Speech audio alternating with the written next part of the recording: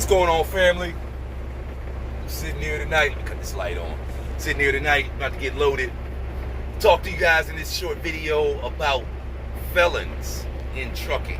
Got a little story that I want to share with with individuals that are looking, that have a background and are looking towards trucking for another chance at life. I got a little story I want to share with people that have that background and are looking to trucking to help them get back on their feet after they get out. Like, I've gotten text messages before or comments before and emails before from individuals that are incarcerated currently. I know you guys see videos from the Helpful Trucker in there. So, like, if you're looking towards trucking, then like just listen to this story right here, okay? So, got a friend of mine that a few years back, well, not a few, over a decade ago, went to prison for over a decade, actually. Almost 2 decades went to prison for something pretty serious, right? And like, I can only imagine, man, sitting in prison for that long, okay? Like, I'm 46 years old now. Haven't had any run-ins with the law as an adult. I've had a few run-ins with the law as a juvenile, but never nothing serious, right? A couple weekends behind bars here and there, but never no serious time. Like, I can't really imagine having to be down and out for that long, right? And I got a few friends and relatives that have been through this, but this one particular relative got out and has gotten into trucking and getting his stuff back together. So, but he was in there for almost 2 decades, okay? And he came out a few years back and started on the road to trying to put his life back together. Started off, first thing he did when he got out was got his CDL. Now, he had trucking experience before he went to prison, but obviously 14 years later, that trucking experience wasn't no good.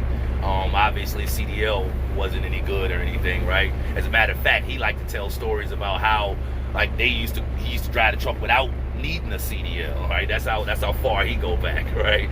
So, but anyway, right? So he came out, started studying the book to get his CDL. Realized that the process of getting the CDL is a little bit more complicated than it was back in the days when he was going through it. So he tried to get his CDL on his own. He couldn't. He had to go to school.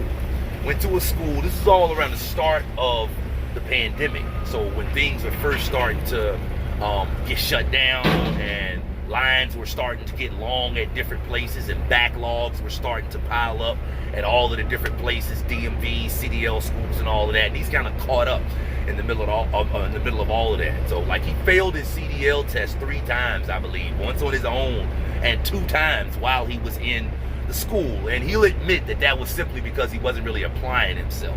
He kept underestimating how difficult it was to pass the CDL test. He was just kind of stuck on, man, look, I know how to drive the truck, right? So, but eventually he did what he had to do. He learned what he had to do to be able to get his CDL.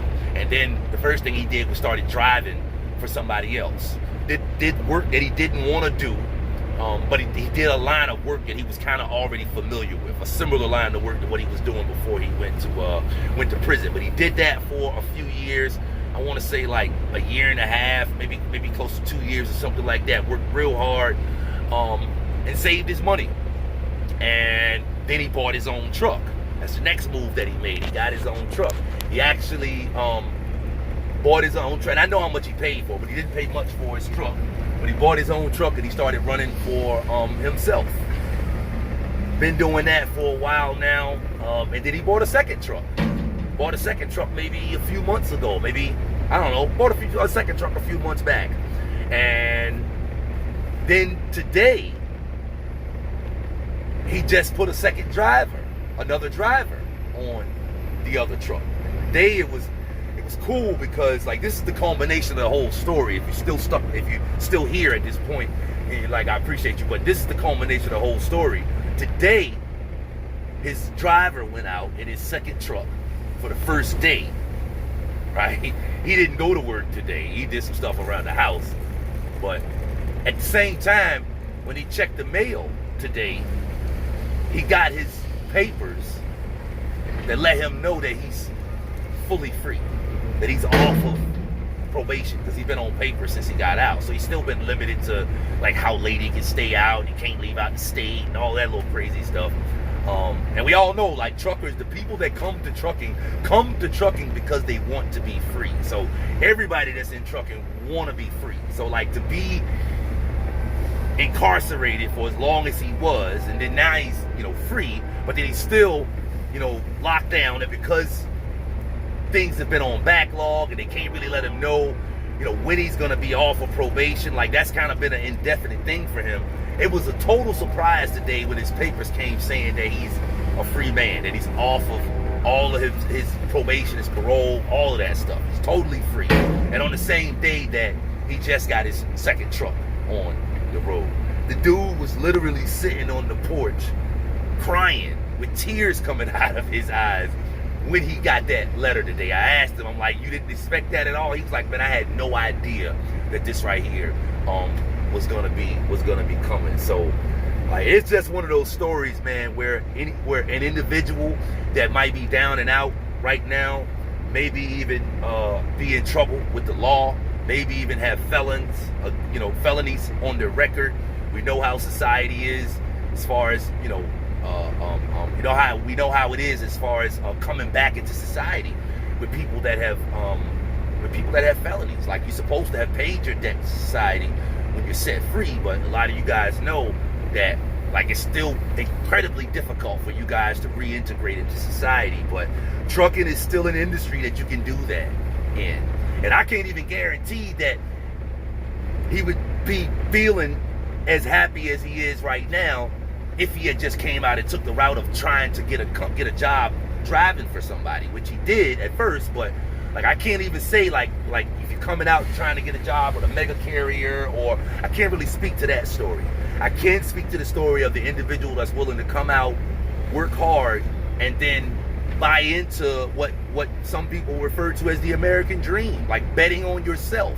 Because as a felon, like, other people might not be willing to gamble on you.